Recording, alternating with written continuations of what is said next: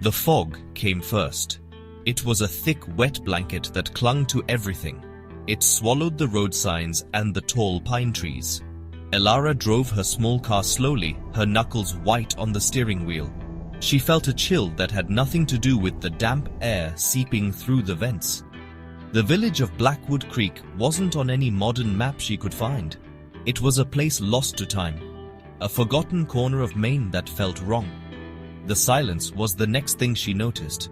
It was a heavy, oppressive silence, not the peaceful quiet of the countryside. It was the silence of a held breath, of a secret being kept. Her car sputtered to a stop at what looked like the village center. There was a general store with a faded sign, a post office with boarded-up windows, and a church whose steeple leaned like a tired old man. No one was around. No cars passed her. No children played in the muddy street. It was as if the entire population had simply vanished, leaving behind the husks of their lives. Elara stepped out of her car, the damp air instantly clinging to her coat. She had inherited a house here from an uncle she barely knew. The letter had been vague, the lawyer's voice distant over the phone. Now, standing in the heart of this decaying place, she felt a profound sense of isolation, a dread that coiled in her stomach like a cold snake. She walked down the main street, her boots making soft, squelching sounds on the wet pavement. Every window she passed seemed like a vacant eye watching her.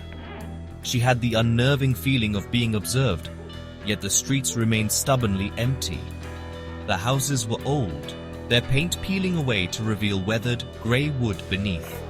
They sagged under the weight of the perpetual dampness, their porches groaning under her hesitant steps. This was not a place of happy memories. It was a place of sorrow, of things left unspoken and buried deep.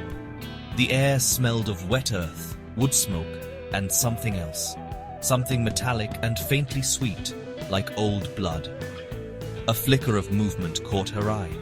In a second-story window of a dark, looming house, a curtain twitched. For a brief moment she saw a pale face, a woman with wide, fearful eyes. Before the curtain fell back into place, the encounter lasted only a second, but it sent a fresh wave of fear through Elara. She wasn't alone, but the presence of others brought no comfort. It only deepened the mystery and her growing sense of being an unwelcome intruder. She pulled her coat tighter, her resolve wavering. She had come here for answers about her family, about the uncle who had died so suddenly, but Blackwood Creek seemed to offer only more questions, each one darker than the last. The house stood at the end of a winding, overgrown lane, just as the lawyer's instructions had described. It was a Victorian relic, a dark and imposing structure that seemed to defy the very laws of architecture. Its sharp gables and pointed towers clawed at the foggy sky like skeletal fingers. A wraparound porch sagged precariously, its wooden railings covered in a thick carpet of green moss. The windows were like dark, vacant eyes, reflecting the grey sky with a lifeless stare. Elara felt a powerful urge to turn back, to get in her car and drive away from this place forever. But something held her there. A strange sense of obligation, or perhaps a morbid curiosity, rooted her to the spot. With a deep breath, she pushed open the creaking iron gate and walked up the stone path. Weeds pushed through the cracks, and the air was thick with the scent of decay. The front door was a heavy slab of dark wood, with a tarnished brass knocker shaped like a coiled serpent. She used the old rusted key the lawyer had sent her. The lock protested with a loud groan, and the door swung inward, revealing a hall cloaked in shadow and dust. The silence inside was even more profound than the silence outside. It was a dead, suffocating quiet, broken only by the sound of her own heartbeat, which thudded in her ears like a frantic drum. As her eyes adjusted to the gloom, she saw them. They were everywhere. On the mantelpiece, on the bookshelves, perched on the arms of dusty chairs. Wooden dolls, dozens of them. They were crudely carved with simple, painted faces. Some were smiling, their painted grins wide and unsettling. Others looked sad, their wooden eyes seeming to weep tears of sap. A few were just blank, their expressions unreadable, which was somehow the most disturbing of all. They were arranged in strange little groups, as if caught in the middle of a silent, private conversation.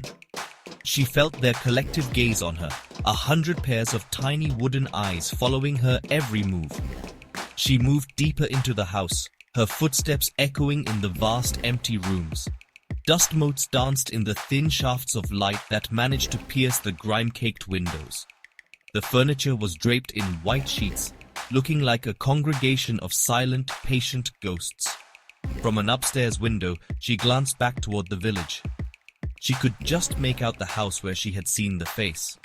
A figure was standing there again, a silhouette against the dim light, watching her. A cold knot of fear tightened in her chest. She was trapped, a specimen under a microscope, observed by the unseen inhabitants of this strange, silent town. The house felt like a tomb, and she was its newest resident.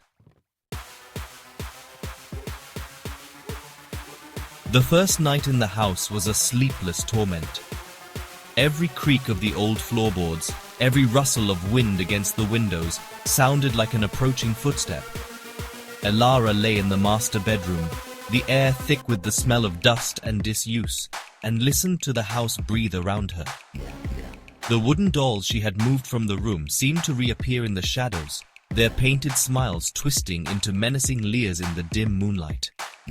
She felt a crushing loneliness, a sense of being utterly cut off from the world she knew. She was an island in a sea of fog and fear, and the tide was rising. Sleep would not come. It was a luxury this house would not afford her. Unable to bear the oppressive silence of the bedroom any longer, she got up and decided to explore. She needed a distraction, something to occupy her mind.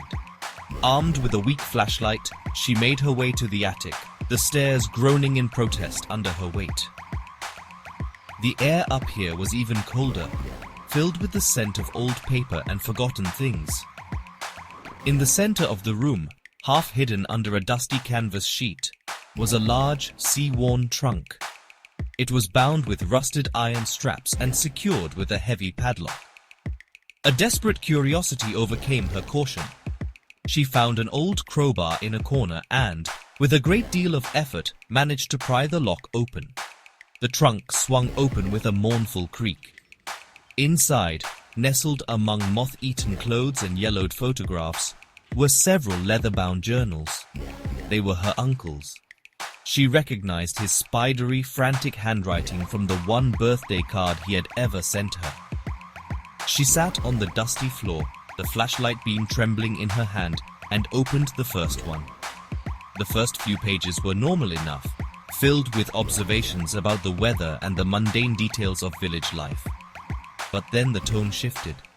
The writing grew more erratic, the sentences shorter, more desperate. He wrote of a presence in the house, a shadow that moved in the corners of his eyes. He called it the Hollow One. The name was scrawled over and over again, the ink bleeding through the page. Her uncle wrote about the villagers, their strange rituals, and their fear. He described a creeping dread that had taken root in the town, a sickness of the soul that left people empty, their faces like masks. He wrote about the dolls, claiming they were not mere toys but vessels, wards against something that lurked in the woods, something that fed on identity, on the very essence of a person. A cold dread washed over Elara as she read. This was not the journal of a lonely old man. It was a record of his descent into madness, or something far, far worse. Flipping through the brittle pages of the journals, Elara found more than just words. Tucked between the frantic entries were sketches, drawn with a shaky, uncertain hand. At first, they were simple drawings of the village, the house, the surrounding woods. But as she progressed deeper into the journals, the images became more disturbing, more abstract. The lines grew frantic, jagged, and chaotic. The sketches seemed to move, to shift and writhe in the flickering beam of her flashlight. One drawing of the house showed it with windows like screaming mouths and a roof that twisted into sharp, angry peaks, as if the building itself were in agony. There was a series of portraits of the villagers. Their faces were hollowed out, their eyes dark, empty sockets. Below one sketch, her uncle had written, "They are not here anymore. Just the shells are left. It has taken them. It has hollowed them out." The faces in the drawings were hauntingly familiar. She recognized the pale, fearful woman she had seen in the window. In the sketch, her eyes were black pits of despair, her mouth a silent scream. Elara felt a wave of nausea. These were not just drawings. They felt like warnings. Desperate cries for help from a man who had seen something truly unspeakable. One sketch, in particular, made her blood run cold. It covered 2 full pages and depicted a clearing in the woods. In the center of the clearing stood a figure, tall and impossibly thin, its limbs long and spidery. It had no face, only a smooth, blank expanse of what looked like pale bark or stretched skin. Around it, other figures knelt, their heads bowed, their faces also blank and featureless. The entity was labeled the Hollow One. Her uncle had written a cryptic note beside it. "It does not take your life, it takes your you. It leaves the vessel behind empty and waiting. Do not let it see you. Do not let it know you are here." The warnings became more direct, more personal, as if he knew someone would one day read his words. "Burn the house," one entry pleaded. "Leave this cursed place and never look back. It knows our bloodline. It has been waiting. It is patient. The full moon calls to it. It is a door. Do not be here when the door opens." Elara slammed the journal shut, her hands trembling. The air in the attic felt heavy, suffocating. The words and images were seared into her mind. She could no longer dismiss her uncle's writings as the ramblings of a troubled mind. This was real.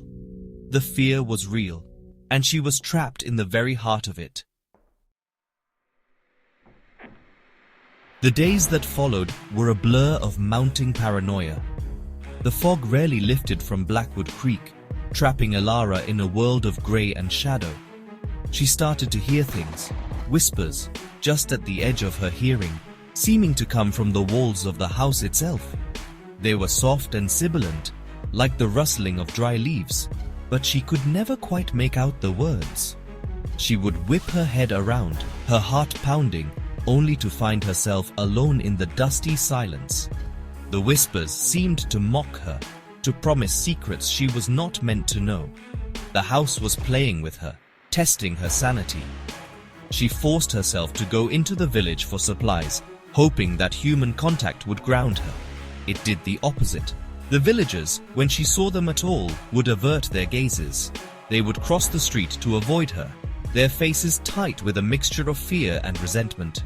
She caught snippets of their hushed conversations as she passed. "The blood returns," one man muttered to another, his eyes darting toward her. "The house remembers." Their whispers followed her, weaving a web of suspicion and dread around her. She was an outsider, a catalyst, a harbinger of something they all feared. The hallucinations started subtly, a flicker in the corner of her eye, a shadow that moved when it shouldn't. Then they became more vivid. She saw delayed reflections. She would turn away from a mirror, only to see her reflection linger for a second longer, its expression not her own. One afternoon, while looking out the kitchen window, she saw a group of children playing in the street. But as she looked closer, she saw that their faces were smooth and blank, their movements jerky and unnatural. She blinked, and they were gone. The street was empty again, as it always was. Was she losing her mind? Or was the village finally showing her its true, hollow face? The most terrifying vision came one evening. She was standing in the hallway when she saw him. Her uncle. He was standing at the far end, his back to her. He looked just like he did in the old photographs in the trunk. She called out his name, her voice a trembling whisper. He turned slowly, and her relief curdled into pure horror. His face was a concave nightmare. His eyes, his nose, his mouth, they were all gone, sunken into his head, leaving behind a horrifying empty mask of flesh. He raised a hand, not in greeting, but in a gesture of warning. before dissolving into the shadows. The house was not just haunted by a presence, it was haunted by what the presence left behind. One grey afternoon, as a persistent drizzle fell from the sky, there was a knock at the door. The sound was so unexpected that Elara froze, her heart leaping into her throat. No one had come to the house since her arrival. With trembling hands, she opened the door a crack. An old woman stood on the porch, wrapped in a thick dark shawl. Her face was a roadmap of wrinkles, her eyes small and bright, like a bird's. It was the woman from the window, the one she had seen watching her that first day. She did not smile. Her expression was one of grim urgency. "You should not have come here," the woman said, her voice a dry, raspy whisper. She did not wait for an invitation but pushed past Elara into the hall, her eyes darting around at the dusty interior, lingering on the wooden dolls. "This house, it has a long memory. It remembers your blood. It's been waiting for you." The woman's presence filled the space, her fear a palpable thing, an odor of old anxieties and deeply buried secrets. She seemed to carry the weight of the entire village on her stooped shoulders, a burden of knowledge that had soured over many long dark years. The old woman, who introduced herself as Martha, led Elara into the parlor. She ignored the sheet-draped furniture and stood in the center of the room, her gaze fixed on the woods visible through the large bay window. "My brother was the last one the house took," she said, her voice barely audible. "Years ago, before your uncle came. People think this house is the source of the evil, but it's not. It's a beacon, a lure. The real danger is out there." She pointed a bony finger toward the dark line of trees. "In the woods. He waits there, the hollow one. He comes when the moon is full, and he takes what he wants." Martha's eyes were filled with a desperate, pleading light. "Your uncle tried to fight it. He used the dolls. They are meant to be watchers, little sentinels to confuse the entity. But it is too strong. It always wins. It hollows people out, leaves them as walking shells, echoes of who they once were. You have seen them, haven't you? The empty faces in the village." She gripped Elara's arm, her fingers surprisingly strong. "Tonight is the full moon. You must leave. Do not be here after dark. It will come for you. It knows you are here. It can smell your fear." And with that final chilling warning, she turned and left as suddenly as she had arrived, leaving Elara alone with the encroaching shadows and the weight of her terrible words. As dusk fell, the world outside the windows of the house on Hemlock Lane seemed to hold its breath. The perpetual fog thinned, revealing a sky of bruised purple and a pale, luminous full moon. It hung there like a single unblinking eye, casting long, distorted shadows that danced like specters on the lawn. Elara had not heeded Martha's warning. Where could she go? The car wouldn't start. It was as if the village itself was refusing to let her leave.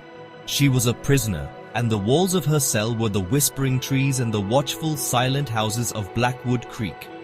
An unnatural silence descended, deeper and more absolute than any she had experienced before.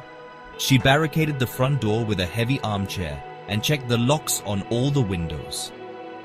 The house felt like a tomb, cold and silent. The air was thick with anticipation, a static charge that made the hairs on her arm stand on end. She sat in the parlor, clutching a heavy iron poker, her eyes darting into every dark corner. The wooden dolls seemed to watch her with a new intensity, their painted smiles looking more like hungry grimaces in the pale moonlight. The silence stretched on, thin and taut, until it felt like it would snap. She was waiting for something, a monster from a madman's journal, and the waiting was a special kind of torture. Then it began, a soft rhythmic knocking. It wasn't coming from the door or a window. It seemed to be coming from inside the walls, then from the floorboards beneath her feet, then from the ceiling above. Knock, knock, knock. A slow, patient, deliberate sound. It moved around the room, a sinister, invisible presence testing the boundaries of her reality, of her sanity. Elara scrambled to her feet, poker held out in front of her, her breath coming in ragged gasps. The knocking grew louder, more insistent, echoing the frantic beat of her own heart. It was a sound that promised entry, a sound that said, "I am here, I am coming in." Suddenly the knocking stopped. The silence that rushed in to fill the void was somehow worse. It was charged with menace. Then a new sound, a dry scraping scratching noise. It came from the front door. Not the sound of a fist, but of something hard and sharp like claws or dry branches being dragged slowly across the wood. Elara's nerve broke. She let out a choked sob, dropped the poker with a clatter, and ran. She fled through the back of the house, fumbling with the lock on the kitchen door and bursting out into the cold night air. She ran toward the only escape she could see, the dark, foreboding woods that bordered the property. She ran, not knowing she was running directly into the heart of the nightmare. The forest was not a natural place. The trees grew too close together, their branches twisted into grotesque, grasping shapes. The moonlight struggled to penetrate the thick canopy, casting the forest floor in a patchwork of deep shadow and eerie silver light. Elara ran blindly, branches tearing at her clothes and her skin. The air was unnaturally cold and still, and the ground was covered in a thick layer of dead leaves that made no sound beneath her frantic footsteps. The woods were silent. No crickets chirped, no owls hooted.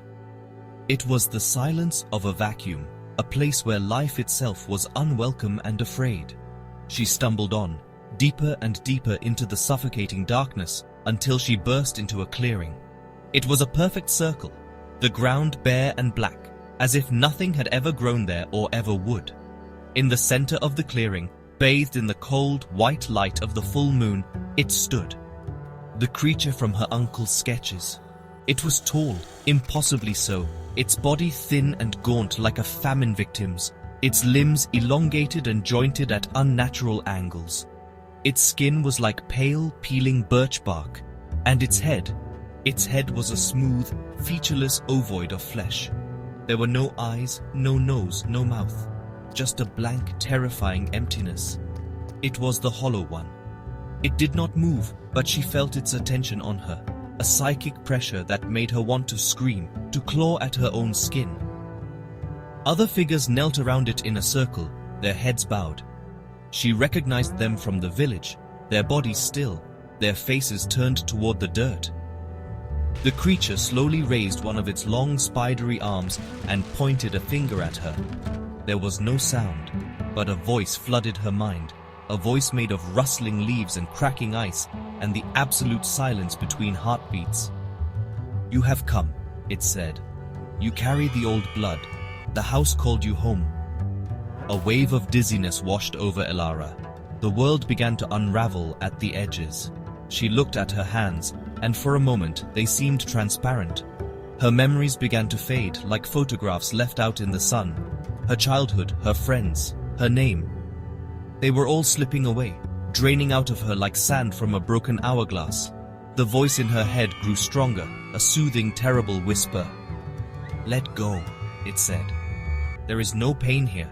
There is no fear. There is only peace, only emptiness." She felt her identity, her sense of self, the very core of who she was, being pulled from her, drawn toward the blank-faced thing in the center of the clearing. She closed her eyes and knew no more. 6 months later. Today is July 2nd, 2025. In a bright, busy office in Boston, a young man named Liam sorted through his mail. He tossed aside bills and junk mail until he came to a thick, cream-colored envelope. The postmark was smudged, but he could just make out the words, Blackwood Creek, Maine. It was from a law firm he'd never heard of. He slit it open with a letter opener. A sense of mild curiosity piqued. He had no connections to Maine that he knew of. The letter inside was formal, written on heavy paper that felt old and important. The letter informed him that a distant relative, a great-aunt named Elara, had recently passed away. Liam frowned, trying to place the name. He had a vague memory of his mother mentioning a cousin who had moved away years ago, someone who had become reclusive and strange. He had never met her. The letter went on to state that this Elara had left him her sole possession in her will, a house. A Victorian property located at the end of Hemlock Lane in the quiet village of Blackwood Creek. The lawyer expressed his condolences and included a set of photographs of the house. Liam looked at the pictures. The house was old, certainly, and looked like it needed a lot of work. But it had a certain charm, a dark Gothic appeal. It was large, secluded, and came with a sizable piece of land bordering a forest. It was a world away from his cramped city apartment. He had been feeling lost lately, adrift in his own life, searching for some kind of purpose or connection to his roots. Perhaps this was it? A chance to start over, to own something, to connect with a family history he never knew he had. The idea began to take root in his mind, a seed of possibility. He folded the letter and put it, along with the photographs, on his desk. He would need to make arrangements, take some time off work. He felt a strange pull toward the place, a sense of destiny, almost. He couldn't explain it. As he looked at the photograph of the house one last time, he failed to notice the faint figure standing in one of the upper story windows.